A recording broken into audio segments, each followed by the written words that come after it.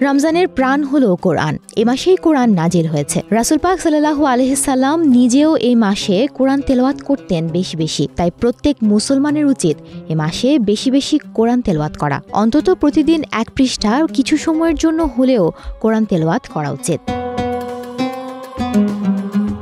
ইস্তেগফার বা ক্ষমা প্রার্থনার মাধ্যমে আল্লাহ তাআলা গুনাহ মাফ করে দেন এবং মর্যাদা বৃদ্ধি করেন। রমজানে বেশি করে ইস্তেগফার পাঠ করা উচিত। মানুষ শয়তানের ধোঁকা, নফসের প্ররোচনা এবং পরিবেশের কারণে বিভিন্ন গুনাহের কাজে জড়িয়ে পড়ে। আর এই গুনাহ থেকে নিজেকে পবিত্র করার সবথেকে বড় মাধ্যম হলো ইস্তেগফার। পবিত্র কুরআনের সূরা নূহ আয়াত 10-এ ইরশাদ করা হয়েছে, আমি তাদেরকে বলেছি নিজ প্রতিপালকের কাছে ক্ষমা প্রার্থনা করো, নিশ্চয়ই তিনি অতিশয় ক্ষমাশীল।